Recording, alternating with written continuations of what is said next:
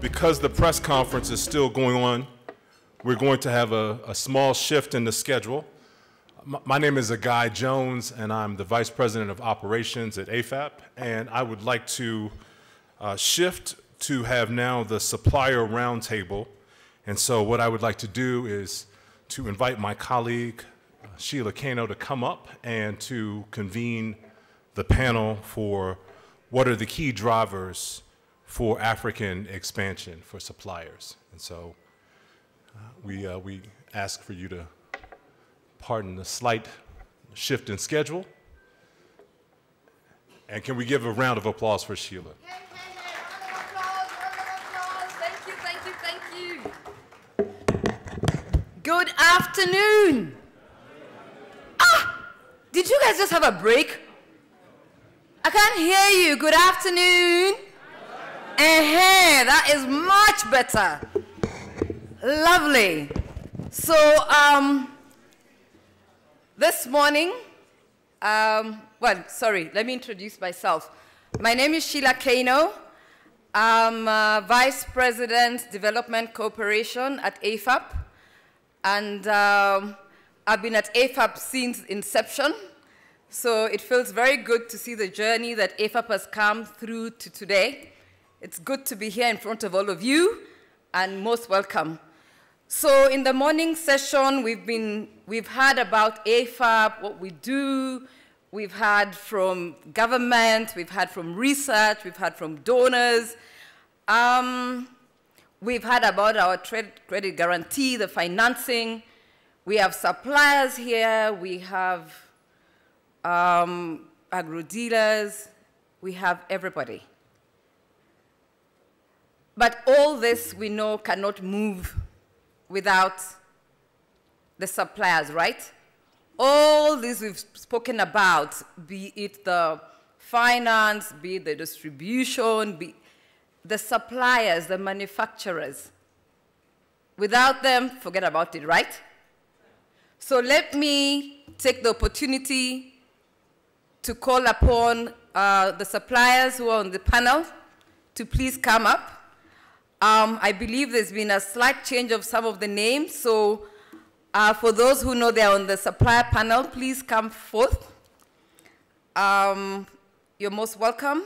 I believe I have on the panel, just give me a second. I have Mr. Peter Ngugi from Yara, Rwanda. Mr. Peter Ngugi, round of applause for Peter as he comes up.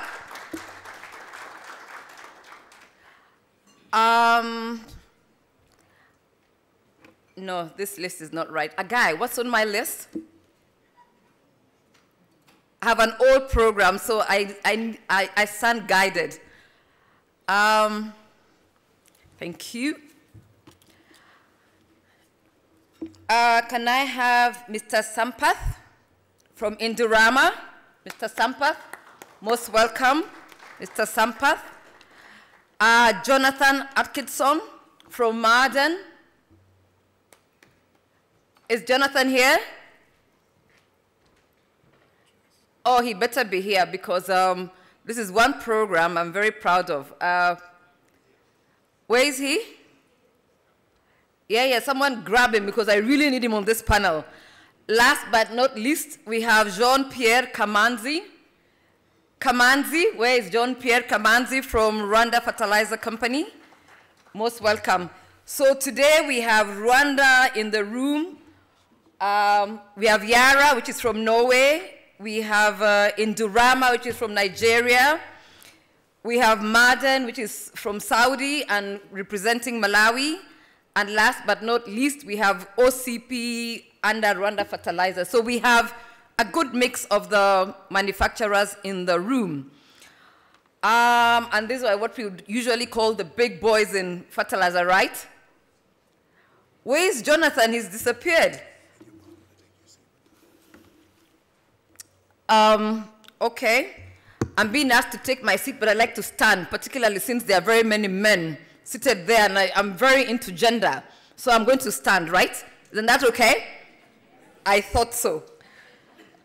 Yeah, so now I'll switch into having everyone introduce themselves, and then we'll take it up from there. So starting from Peter, please just introduce yourselves, please. Thank you.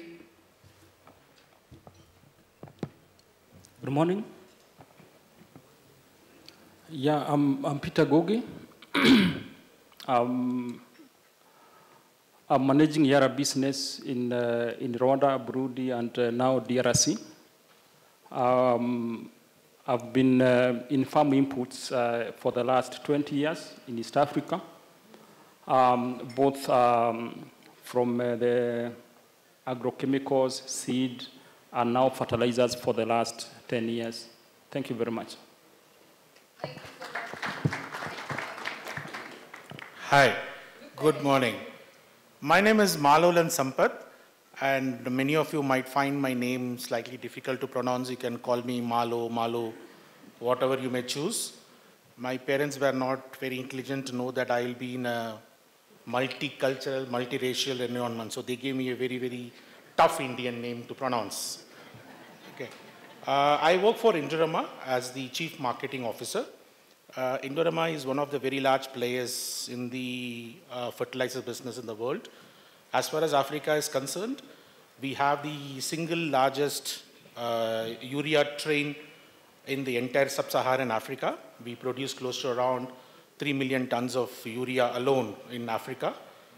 We also have a phosphate fertilizer plant in Senegal where we produce close to around 1.2 to 1.5 million tons. And pardon me if I were to keep marketing Indorama during my conversation, that's because I'm a Chief Marketing Officer and it's my profession. Thank you.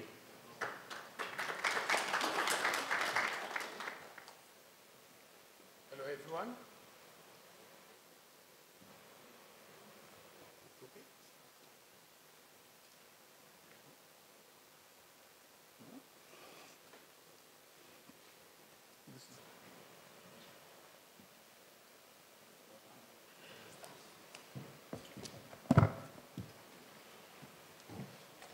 Or you can move that other seat.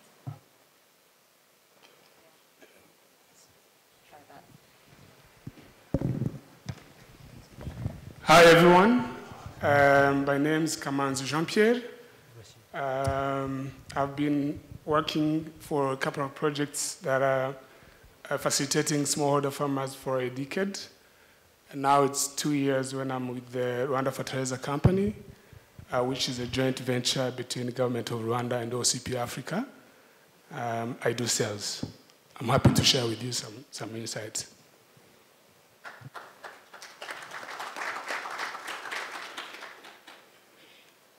Morning. Hi. Can you hear me?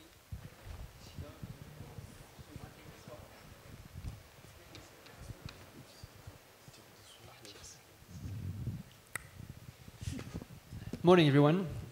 Actually, afternoon. Name's Jonathan Atkinson. I'm the head of agronomy for Modern Africa. I lead their extension advisory component, their last mile delivery unit. And we have a presence, quite a heavily presence in the SADC region, and looking to grow the model into East Africa and West Africa. So happy to be here. Thanks. Thank you so much for the introduction. And I can see the high table is not here, but allow this panel to ride on the protocols that were already observed in the morning. So, you know, fertilizer is a very interesting space. For a very long time, if you ask people about fertilizer, I mean, it was a topic that people found very boring. And, you know, where is fertilizer? They always said, it's just here, the aggravate. It's somewhere here. It took the war, Russia-Ukraine war, for people to start getting a sense of, wait a minute, and I'm talking about the larger population, not everybody. Wait a minute, what do you actually mean? Where fertilizer comes from? What? Where? China, Russia, you know, Saudi, Morocco? You mean it's just not in the backyard? You mean, it's just not mixed somewhere behind there? That's what fertilizer is all about. And Malo, you said your name is Malo? Malo, please. you can market Indorama as much as you like. That's why you're here. Market Yara, market Martin, market Rwanda Fertilizer, wherever not. So now, since we are here, maybe, Marlo, since you said you want to really market, tell us, what are the opportunities you see in the sector? What are the challenges? And based on what you've had this morning and for this week, what do you think would be the greatest outcome for you out of spending this whole week in Rwanda? Thank you.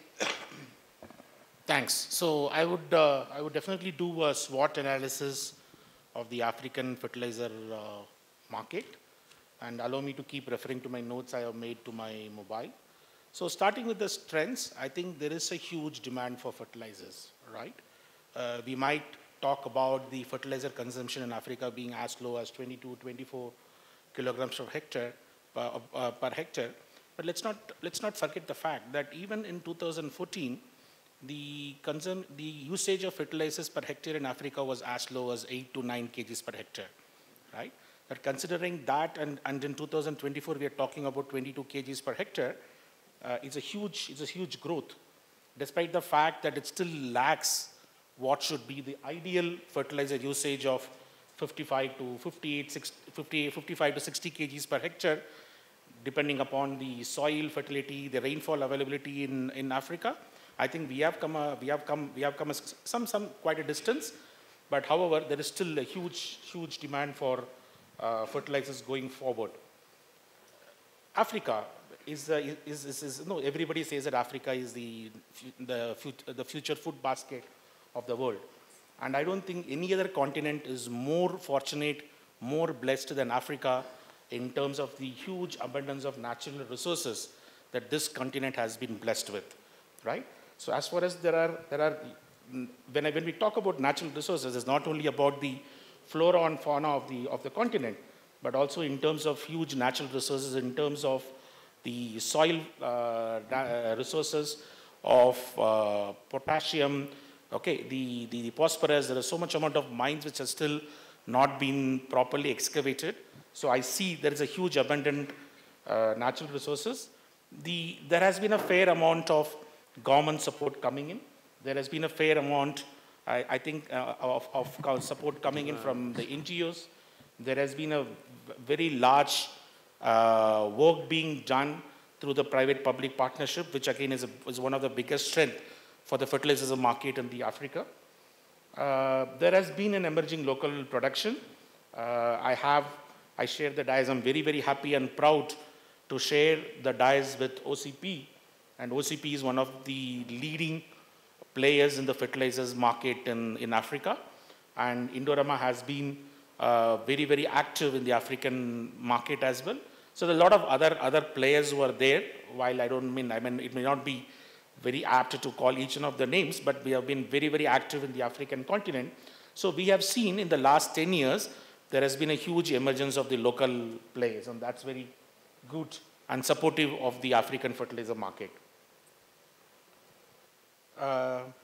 The other big advantage, which is what I keep telling to everybody, is that you have the Asia on the east, you have the Americas on the west, and we have Europe on the top. So what does it tell you? That this tells you that Africa is very, very strategically located. Okay, there cannot be any other continent which can have equidistant access to Asia, to the Americas, and to the Europe. So that's a very big advantage for the fertilizers market, because apart from serving the needs of the African market, it also gives us access to the Asian market, it gives us access to the American markets, it gives us access to the European market. So the strategic location of Africa in itself is a big, big advantage that I feel. Going forward to the opportunities, there is a technological innovation, okay? And there has been advances in fertilizer technology, which I believe is a huge opportunity for Africa to play, because once we start adopting those advancements in technology, then the rate at which we move from the current usage of fertilizers from 22 kgs to 50 kgs can be shortened a long way. Thank you, Malo. Thank you for those insights. Now that, Indorama is based in Africa, I'll stick to Africa for now. So I'll move over to Kamanzi. So Kamanzi, Kigali, Rwanda Fertilizer Company has affiliation with OCP, which is all African. Please tell us how you see, based on the insights from Indorama, how you see Rwanda Fertilizer Company playing in this field as as an African company. Thank you. Thank you. I would actually go back a little bit to reminding the audience of how Rwanda Fertilizer Company was established. This was due to partnership between the government of Rwanda and the government of Morocco through OCP Africa. And it had so many missions, but the overall mission was to ensure the right fertilizer and blended fertilizer within the region to be able to improve on agricultural productivity, hence contributing to food security. So when you look at now, since its implementation, first of all, you look at the countries where OCP Africa is operating and the impact it's making. So far, OCP is working with, is actually fully operating in 18 countries in Africa, but also it has subsidiaries, 12 subsidiaries in Africa, which actually sums up to more than 20 countries where it's fully operational. Back to Rwanda, to your question, what's the implication and the impact RFC, Rwanda Fertilizer, is making? It's actually very tangible. We are lucky to have you on the site this week. You will definitely testify how this is being set and the impact we are yet to make.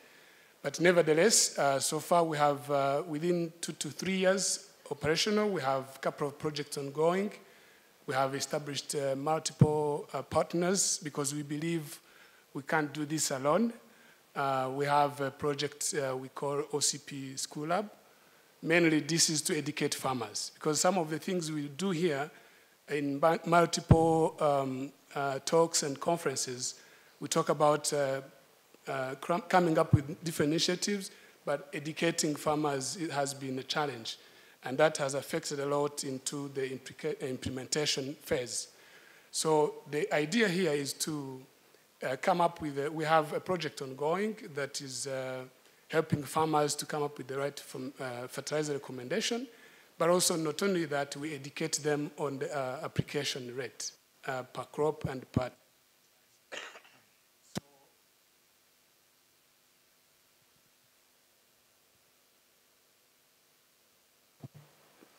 Sorry, a little bit. So generally what RFC or Rwanda Fertilizers is doing in the country, it's not just selling a product. We are doing customized formulation according to the region, but also make sure we develop an inclusive strategy where we come up with incentives to agro-dealers, but also the farmers directly through the government subsidy program. So generally, the idea of Rwanda Fertilizer Company in the country, it's not only targeting Rwanda, it's rather targeting the region. So the whole plan is to be able to produce customized formulation that are typically responding to the soil need of our country and the region at large. And that's where our main focus is, producing blended fertilizer formulation. Thank you, Kamanzi, for that. And we are glad to hear you're working on, customized fertilizers. For a long time, the continent and farmers, particularly the smallholder farmers, have been receiving blanket fertilizers, 1717, 23-23-0, urea, DAP, and we know DAP and urea are particularly acidifying. And now we are beginning to move into more of, the NPKs and utilizing more of the nutrient content that, you know, the crops and the soil need. So I'll turn over to you, Peter. Yara is known for, you know, its crop nutrition. You don't like to call fertilizer, you call it crop nutrition. It is food for the soil. So maybe you can tell us about, you know, Yara's strong push towards ensuring that the continent and smallholder farmers who generally don't have a voice and don't have the capacity to soil test, to come up with their own formulations as commercial farmers are able to. Tell us how how Yara is playing in this field of crop nutrition and ensuring that we have more crop and site-specific fertilizers for particularly smallholder farmers. Thank you. Yeah, thank you. Thank you very much for this opportunity. For Yara, maybe I would maybe a brief history for Yara is it was started in 1905 in Norway. That means it's over 100 years experience in crop nutrition. I can put that question into three aspects. There's planet, there's people, and prosperity. If you look at the prosperity, the farmer needs to prosper. He needs to have to get a return on his investment. So we have come up with a balanced crop nutrition for each crop-specific packages. And we believe, as Yara, we strongly believe in knowledge, that knowledge grows. And that's why we believe in the product and knowledge getting to the end user at the same time. Not the product before or the knowledge before. Both of them, the knowledge and the product gets to the farmer at the same time. So for purpose of feeding the soil, we've moved from the old science of feeding the soil into the new science of feeding the crop. As you know now, we are even growing crops on hydroponic using water. We no longer require the soil. So we look at what the crop requires, and then we try to come up with the customized crop nutrition for crop-specific, for certain crops. For example, for cereal crops, when you talk about rice, maize, they don't require the same crop nutrition ratio as the legumes or the vegetables. So we've grouped those crops into their requirement, and then we developed packages that suit their requirements. On top of it, we have come up with what we call a crop removal index. Crop removal index means you look at, if, for example, you're harvesting 1 ton of maize, how much of P, K, and other nutrients have you mined from the soil to be able to achieve 1 ton? Therefore, with the crop removal index, for each crop, you can be able to look at, when you do soil analysis, you have crop removal index, and the nutrition package you have, you can be able to develop a plan to add where you have. Currently now, what we are doing is, what is happening in most of the areas is what I can call soil analysis for purpose of ticking the box. Because you do the soil analysis, yes, you come and say, this, the soil is this and this and this and this, and the crop requires this and this. Then you recommend the farmer to use this and this and this. Then, but you don't complete and tell the farmer, when you do all that, what harvest are you expecting from that? Because it's a business. We need to compare the input and the output. We can have two farmers who neighbor each other. They are growing the same crop, but land use history is different. One has been using manure, the other one has not been using manure. So despite the fact that they are growing one crop and they are in one region, they may not be requiring the same nutrition levels, because one is targeting to harvest 7 tons per hectare. The neighbor is only targeting to harvest 5 tons per hectare. That means the feeding program is different.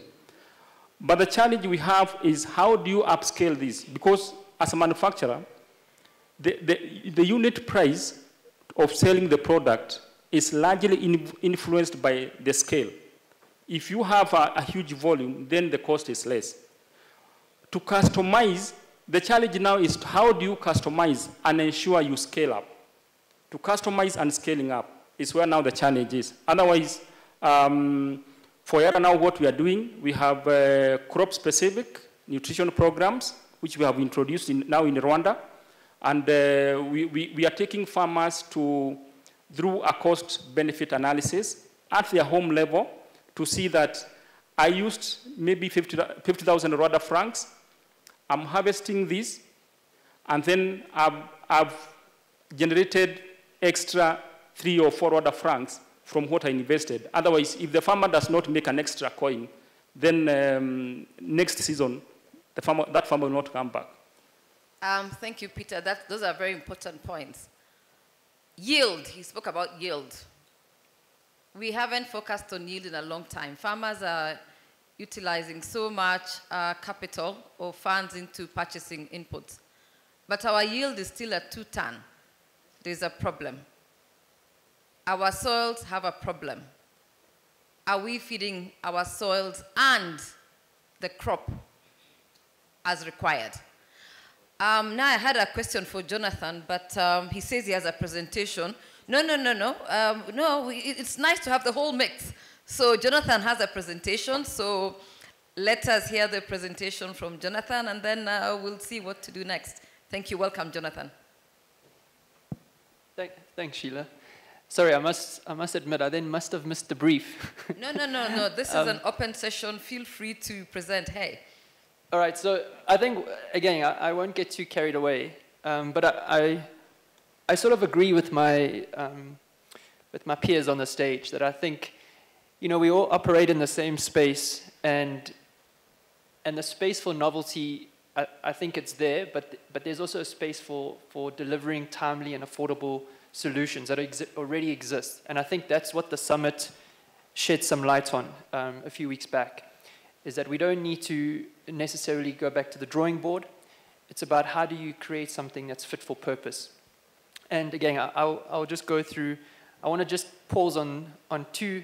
In fact, even if I just present 2 of these slides, you know, the thing that we need to realize is that we can talk about crop-specific blends, we can talk about soil testing. At the end of the day, it comes down to what is affordable, what is achievable, and how do you get it into the hands of the end user. And again, I don't know if anybody understands the legacy of FSU, but we're the largest privately run extension unit, probably in Africa. And it's because of AFAP that we are like that. And we were born out of an idea of how would you bring in high value, high technical services and offer them, first of all, internalize that service to an organization and offer it to your customer. Typically what would have been offered to a commercial or state farm. And so the journey began almost 8 years ago. And 8 years down the line, I now oversee an agronomy unit of around 250 people across Africa and growing. And if we leverage that and tap into AFAP's models around CAAs, community agricultural advisors, or if we leverage AGRA's village-based agents, well, then it becomes a factor multiplier. So again, you can't service every market the same. And so this is, I'm going to skip through some of this jargon.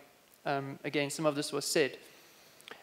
We can't service every market the same. So the value of extension is understanding what your market is and what your client wants.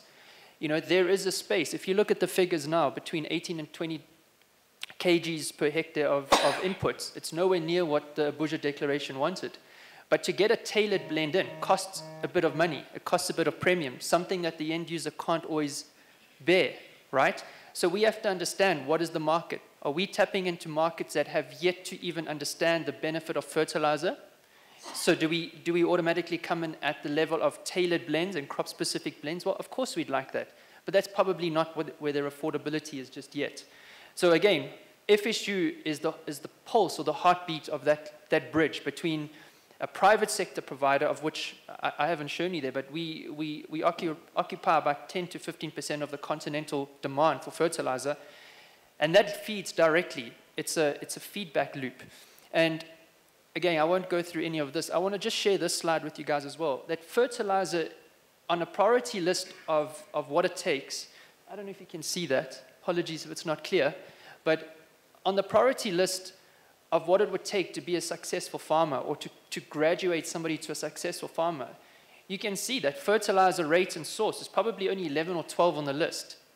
And that's probably being generous. You know, as a soil scientist, you know, when we start doing land assessments and land capability, it comes down to effectively how do you plan. So part of extension is not only selling a product or giving the right products, it's also advising. And again, I think what I'm trying to get to is that as a sector, we are now being pushed to be more holistic and more well-rounded. It's not only about fertilizer. If you look at that, if you were to look at that, that citrus, that little brown spot represents pretty much the total land surface currently on this earth. That blue spot represents the arable component of that land surface, right? And that orange dot represents what is reserved just for cropland, no pasture. So you don't have the luxury of just saying, let's peddle this or let's peddle that. You have to be very, very, very specific on how you thread that needle. And I want to come just to this particular one here, and I'll probably cap off my, my slides because they do carry on. But this is an example of perhaps why we as a sector are where we are. There is multiple challenges that we face. And as a partnership, as consortiums, as coalitions, we have to figure out how to target, how to put. There was a very good presentation I saw from a friend of mine where 1 + 1 = 2. But 1 + 1 can also equal 3. And we've got to take $1 and multiply that into $3. And it depends on where you put that. So you can't always chase everything. And so as an organization and as FSU, and what I head is understanding what we can achieve quite quickly, because you can go around in circles. And so our vision coming out of the back of the summit and the call to action is to prioritize what we're good at. And the benefit of working in a vertically integrated company like Marden and like Meridian is that throughout that value chain, we have nick points that we are able to leverage to the customer and to the internal organization. And I think that's the key thing. We were speaking about AgroHubs, and one of the biggest opportunities for us is partnering with AgroHub dealers. Because one of the things that I continually push for anybody who's getting in the space and who wants to try, especially with you guys, you know, you have to have an identity. You have to belong to something, to a vision, to a story, to a narrative. And if you don't have a retail network and you only have extension officers floating around in the wild, it doesn't work. It could work, but it's very, very difficult because you have these guys that do not have an identity, they do not have a vision. So our next evolution and the ecosystem that Michael was talking about is about not going to build new branches and new, you know, dealerships. Why? We could get just as much momentum partnering with people. And then you start leveraging and bundling these services into it. I think what I'll end off with is this final slide here. Please, there we go. That's the one. So that, just for those of you who understand why we don't want to build more branches, that's our footprint in Malawi, 158 branches, and that's a team of agronauts. But I want to end off with this, sorry. Let's just do this quickly. This right here is a very good example of, and a good space to end off, that the road is clear, but it's an uphill road. Again, I do apologize if you can't make out those econometrics, but these are 4 of the SADC regions that we operate in. And if you just look at just one statistic there, the HDI, the Human Development Index, you'll notice that these countries we operate in, and again, focus on the GDP. We operate in countries where the average income is still well below the breadline. So this is again, you know, this is part of the challenge and the excitement of working and solving a problem in Africa, but it is also a reality that these things that we want to try and bring in crop-specific nutrition, looking at introducing foliars, looking at introducing more micronutrients and biofortifying, 100% agree that's the gold standard of where we should be going, but you'll miss the bus and they'll miss their lunch if you do that. So I think I want to end off here and hand it over back to you. Thank you. Thank you so much, Jonathan. I'm so proud to sit next to Jonathan, and thank you for the attribution to AFAP for setting up FSU. I was the director that set up FSU all those years back, and I was, I parachuted into Farmers World and started off the program. It was a donor-funded program that has grown into FSU, so I'm very proud when I hear the success and the growth of FSU, because my hand touched that. And AFAP did, and I'm talking about me, I touched it. And the other day, I was with the director who said now it's in Brazil. It has crossed the continent. Africa has taken something across. FSU has grown to Brazil. Can we clap for them, please? We have agro-dealers in the room. These are the manufacturers. The fertilizer moves through very many different hands. There's the manufacturers, and there's maybe other larger distributors, and all the way to the last mile. What I'm going to do is switch and get the agro-dealers in the room, particularly, to ask what is it that you need from Indorama, RFC, Marden, Yara. What do you need? What are the challenges you face? And the guys are in the room today. What do you need from them? Can we have some mics? Agro-dealers, it's not every day you have 4 big players in the room. We have the gentleman there. What are your challenges, and what do you need from the 4 players we see in the room and others also in the audience? Thank you. My name's Mikhail Kasimu. Maybe you can stand so that at least the room can see you. Thank you. My name's Mikhail Kasimu. I'm an agro dealer from Nigeria. And to God be the glory, Indorama is here.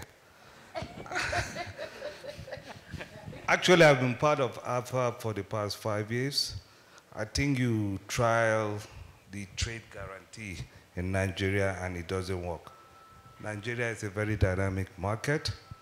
It's a cash and carry transactions. So we'll call on the suppliers to abide by the guarantee that AFAP is trying to put in place.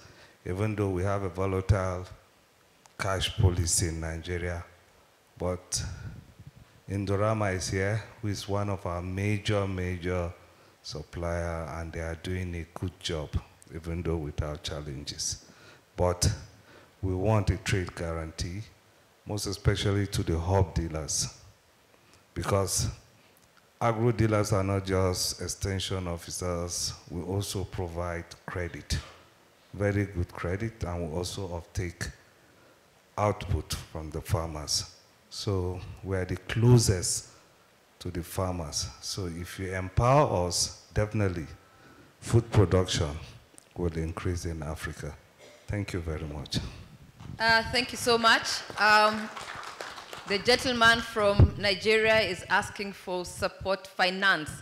We've always found finance to be a very critical and very one of the biggest challenges in this sector. You know, fertilizer is a logistics business. It's big, it's bulky, it's expensive, and the margins are not as high as CP, right? Crop protection products, and even maize. Fertilizer has lower margins, but it's the one that really takes up the storage, takes up the cash, and if you don't have it, the farmer goes to the next store. Any other question? We have the lady at the back, and then the gentleman in blue, right there. Rose Harris from Malawi, it's your turn. Thank you so much. Yes, I'm Rose Kalua from Rose Harris Investments, Malawi, northern part of Malawi. I'm very happy to know that Yara is here. At least Yara is in Malawi. Yara, is it possible for you to give us fertilizers on credit through AFAP in Malawi? Because it's very difficult for us to find fertilizers, which are very expensive. Thank you. Thank you, Rose. The companies, as you're getting addressed, write down the questions. We'll take a few more. There was the gentleman in blue who was next. And then, yes. Thank you, thank you. Yeah, called Francis Sapus from Ghana. And then I think we want to have more collaboration, more consultation with our, our suppliers. I'm saying this because most often, well, they are at the upper level, so most often they have the opportunity to meet the government, do all their discussions without the agro-dealers. I have wished that at any time they have such a high-level governmental meetings, at least they should include few of the retailers, the agro-input dealers, so we can also make our input. What happens is that finally they will agree on certain things, then they'll finally come and impose it on us, forgetting that we are the link between them and then the farmers. So at the end of the day, we seem to have problems with our farmers. So we just want to suggest that as much as it is possible, most often in all your deliberations with the government, in terms of policy directions and all that, please, as much as it is possible, include the agro-dealers. So at least we can also make our input. And I think that will eventually inure to the benefit of the farmers. Thank you so much. Inclusion has been spoken about. There's 3 more hands there. Let's take the 3 questions. 4, and then we will get responses. Inclusion of agro-dealers at the table. Thank you. I'm Nelson Mserezi, trading as Kanyimbo Agriculture and General Suppliers. From which country? Sorry? From Malawi. Okay, great. My plea is to you all companies that are in front you have presented here in Malawi. In Malawi, I've seen you haven't mentioned many of it, but what I can assure you is that if someone got married, bear a child, and the child goes off to the court, that means it's not the end of the marriage. You need to monitor what went wrong. So, here I would like to announce that in Malawi, we have registered 3 months ago, National Agro-Dealers Association, whereby you can work with them through the channel with our partner, AFAP. I can assure you that in Malawi, there are companies as Farmers World, ETG, our partners that we do work with them, but in a different way. But now, we may have a shop next to them, but with the relationship that we have with our farmers, even if the prices are higher at these companies, big companies, the farmers still come to us. Because if they come to us, they will not buy the product itself. They start extension services right away from the shop. Both, because we stock both the seeds and the fertilizers, so, and the chemicals. So it's 4 in 1. So when the farmer came to our shop, we have an extension supported by AFAP, who is right away attached to agro-dealer. At the same time, the workers are trained in such a way that they know the products and the extension services status right away on the shop. So work with us. Even it's a plea to the other organizations that are supporting financials. Please do it in another way, rather than leaving Malawi quiet as it is to the agro-dealers. Thank you. Thank you so much. We only have 10 more minutes. 10 more minutes, so let's take those last questions and then we'll get answers. Thank you so much. The 3, and that's it. Thank you. My name is Seydou Mubarak from Antica Company, Ghana. I also wanted to speak on the trade credit. Thankfully, Yara, OCP is here and other companies. Before COVID, we had this credit system with the companies that were running, where you could even pick as many as 10 trucks and then you are paying. But immediately after COVID, prices of fertilizer shot up extremely. And the credits that we were having no longer pick 2 trucks. So it is just an appeal that we should look at the volumes that we were able to pick with the credit system before COVID and now that we are not able to pick. My second point is also on the distribution chain. Many of the manufacturers or importers tend to distort the distribution line. You see that a manufacturing company is selling directly to a farmer or is selling directly to a retailer that is under a distributor. So they tend to be competitors with the distributor within the same market system. So when it happens this way, it becomes very difficult to really coordinate and streamline the businesses that are running. So it is something that I wish the companies should be looking at so that we can have a flexible term. You have the distributor-retailer system. You have the manufacturer-distributor relationship where it is flexible for all of us to be within the same sector and play well. Thank you. Thank you. We have the last two questions. Please keep your questions short so that we can finish in time. Oh, and there's one more. Oh dear, what are we going to do now? There's so many questions. And sorry, we're not looking at this side. So two more, and that's it. Thank you very much. Keep it short and sweet, please. Thank you. I will do that definitely. My name is Promise Abao. I'm from Mozambique. The company is called Proma Commercial Limited. I'm here I'm backing up my friend, what he just said. The problem of companies, suppliers competing with agro-dealers in the same unit. I think you need to do something on that one. But why I want to emphasize mainly also in the quality control. You guys, the suppliers and the manufacturers of fertilizer, please make sure you emphasize the quality so that to avoid piracy fertilizer that will make the farmers lose yields. Thank you. Thank you. One last one from that side before we move this side and close. Thank you. All right, thank you. I'm Dauda Is Salam, CEO of Gumaya Enterprise from Ghana. My question to them or my problem is the supply continuity or the continuous supply of products.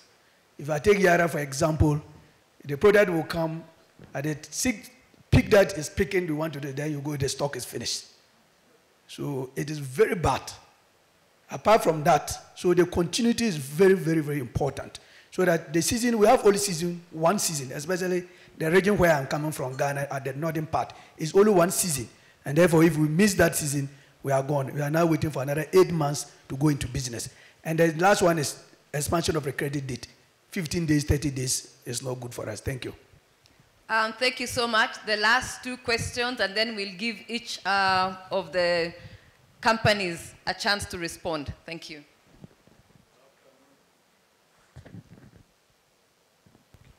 Good afternoon, everyone. I'm Sonda Oswald from Zambia, Southern Africa. I'm the director for Momocha Enterprises. I have two concerns from fertilizer companies. One, why is it always that we have a shortage of fertilizers? Don't you have the capacity to produce enough? Or is it one way of keeping prices going up? We need an explanation on that. Then two, with seed companies in most countries, agro-dealers have a good relationship with seed companies. They give us credits. Let's say in Zambia now, we have opened the season and we'll close in February. So you find that you are entrusted with huge, huge tons of seeds. Like our company last season, for all the seed companies, I think we handled up to 1,600 metric tons. And by the end of February, we had paid for everything. Now, when it comes to fertilizer companies, they are very difficult to trust us as agro-dealer hubs. Why is it a problem on your side? Thank you. Thank you. The last question, please. Last question. The gentleman there, and then Malo, get ready to start responding. Good afternoon. My name is Wesley Rotich, CEO of Paxson's Enterprises, Kenya. Two questions. One would be to, I think, Yara, and then another one would be just to address the issue. Currently in Kenya, the fertilizer model distribution model is slightly changing. It's more that the government is moving away from relying on agro dealers, especially in the subsidy program. And they are investing heavily in subsidy. Therefore, we are somehow being closed out of the distribution system of fertilizer in Kenya. So I want to know what AFAP, or how AFAP can assist the agro dealers in Kenya be able to participate, because we've invested a lot over the years, and we are willing to work with government to be able to reach the farmer and be able to do what we've been doing. I think we have the experience, we have everything. We only need the facilitation, or rather the support of the government. So I don't know how AFAP can intervene or try to speak for the agro dealers in Kenya. The other one is on Yara. Yara have had a very good program, the Yara Leadership Academy. We are beneficiary as Paxons, and even as myself, I was in the first cohort, and we saw the positive things that the program brought, and we are encouraging all the other companies here, OCP, Marden, I think Indorama. We've not seen much presence of Indorama in Kenya, so maybe you can also come into that market. But I'm just commending Yara for what they are doing. Continue doing that. We are now more focused on crop-specific and specialty blends and all that, which are helping the farmers expand their way of doing farming and even achieving better yields. So that is what I just wanted to say. Thank you. Thank you all for your questions. I'll answer a little bit of the Kenya question. AFAP is working very closely with the Office of the President to try and address those issues. We actually have a representative here from the Office of the President from Kenya. He had asked me not to single him out, but I'm going to do that. So you can get to speak to him when you're here. You have the opportunity. And maybe I'll also ambush him to come to the stage at some point, but he's here. So look for him, and we're trying to address that issue. So I'll get Marlo to go, and then Kamanzi again, and let's respond to all these questions, and then we can close. Thank you so much. Okay. Thanks to all of you for the clarification. I believe this is a great opportunity to clarify some of the questions that we might have, so that improves us, all of us together, working together as one single team in one common direction. Let me start from the question of the Nigeria credit facility. It's been very difficult to have a credit guarantee program in place. We are looking forward to working with AFAP and try some of their models if it can. And I do agree with my colleague from Nigeria. It has been largely a cash market, not only for fertilizers, for across all the commodities, because of the way the local currency has behaved in the last couple of years. It has been very unstable. Okay, so while I will leave it to the other panelists, my colleague panelists, to answer on the credit program for the other countries, but I did hear that being a common theme across. So I believe I honestly believe that one of the important factors to have a credit guarantee program or to have a credit facility in fertilizer is to have the local currency being stable, or there has to be some form of an assured dollar-denominated revenue mechanism in place. Because whether we like it or not, whether you are a manufacturer of fertilizers or you are an importer or a large-scale company, all our business operations are dollar-denominated, and that's the reality about it, right? So when it's dollar-denominated, and when you have revenues in the local currency which is unstable, it becomes very difficult to have a credit mechanisms in place, right? So one of the things that we have started really working on in Nigeria is to take the help of FEPSAN, take the help of our partner associations in saying, how can we engage with the government on a key policy change that a certain amount of dollars is being allocated to the fertilizer industry on a standard rate so that that doesn't come as an hindrance in the CREATE program that we might want to run. Thank you so much. Kamanzi, as we are winding down, thank you. Thank you, Sheila. I want to talk about 2 or 3 concerns raised in the public. One is the continuous supply. It has been very critical, I think not only in the country where they mentioned, across the globe, and that has some factors affiliated to it that probably if we go into details, it can become another talk. But that's why actually Rwanda Fertilizer is here in Rwanda. We're trying to come up with a locally blended customization. I mean, what do I mean by this? Is to be able to have the product we want within the right time, from the right source, and obviously with the right application. That will actually help stabilize that gap of the stock that sometimes are over depending on the period, as raised by someone from a different country. However, in Rwanda, we are trying with the other fellow players to make sure we get the product within the right time. What happens actually, that we responded to the concern of an agro dealer who actually asked for inclusion. Every end of the season in Rwanda, we actually commend this to the government of Rwanda. We have a consultative meeting, mainly to actually come up with the accurate pricing, but also to address the feedback from agro dealers. So what happened is that there's a team that goes every after season to each agro dealer site and be able to get their feedback on what to address for the next season. Last but not least, I want to actually talk about the concern of education. He talked about what our key other player has been doing in Kenya, assuring that is happening in Rwanda.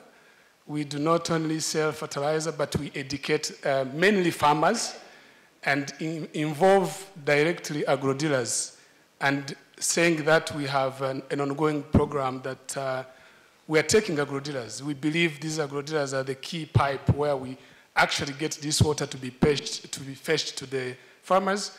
We invite them to our plant where all of you may be, if you allow, you will visit the site on Friday. So we take them through the process. And that actually responded to the quality assurance. We actually show them the measures involved in that to be able to have their end product. However, we still believe in continual research and innovation. And that's what we are doing in partnership with RAB to be able to come up with a soil mapping for the whole country so that in the future, if you come from a certain part of this country, you know exactly the right product you're taking for a certain particular area. Thank you. Thank you, Kamanzi. You've had field visit on Friday. I hope we'll all see most of you there at least, right? Let's go and see what our Rwanda Fertilizer Company is doing. And, right? Also, see you on Friday. Also, Sheila, before I forget, yes. I want to commend what my colleague mentioned about farmer field service centers.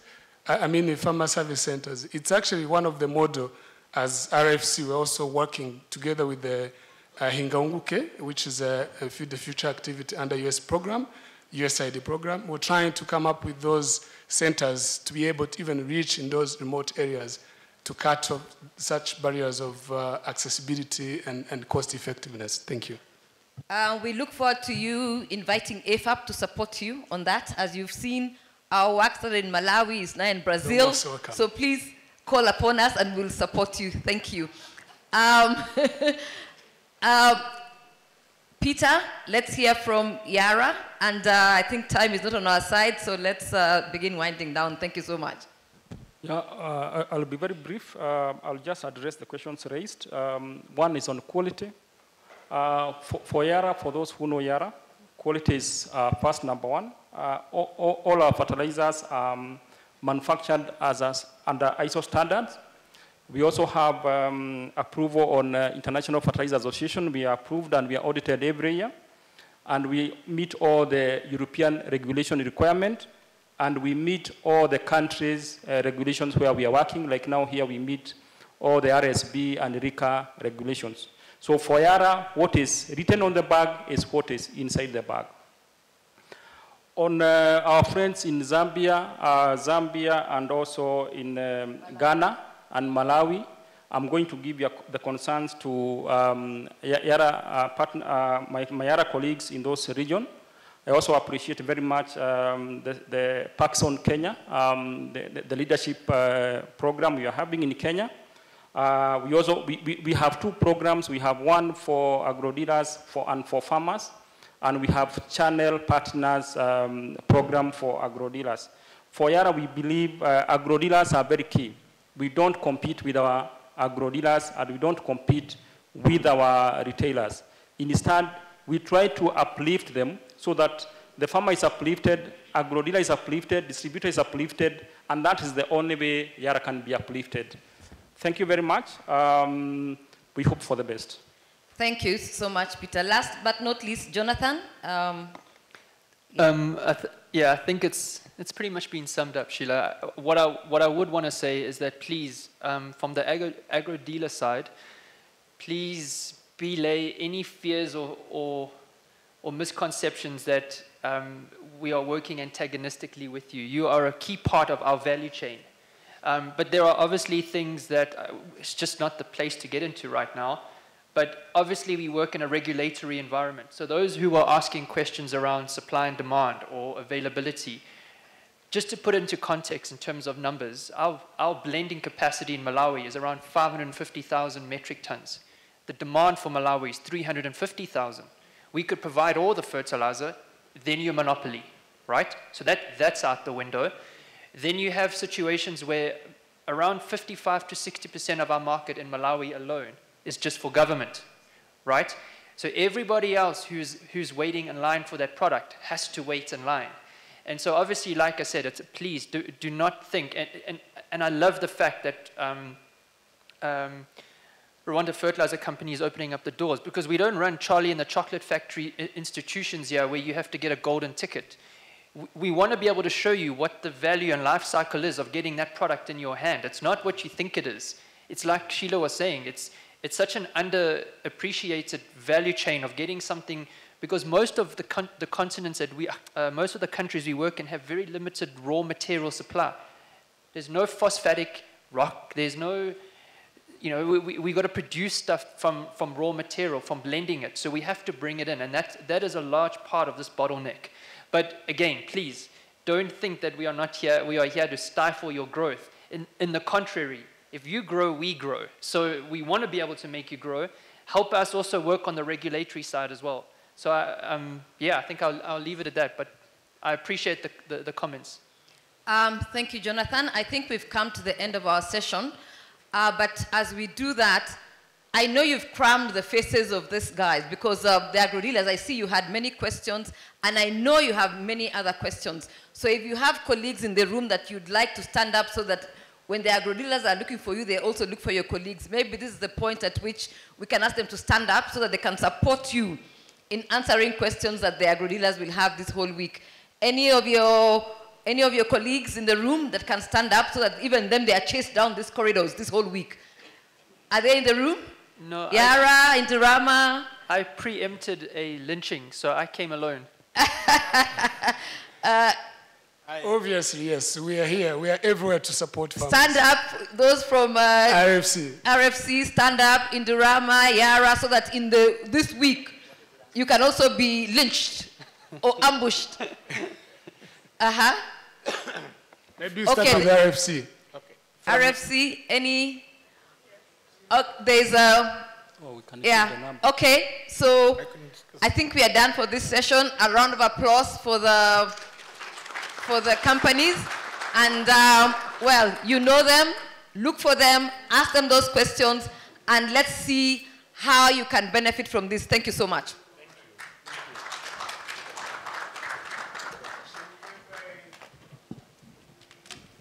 Can we give a round of applause also for our moderator? And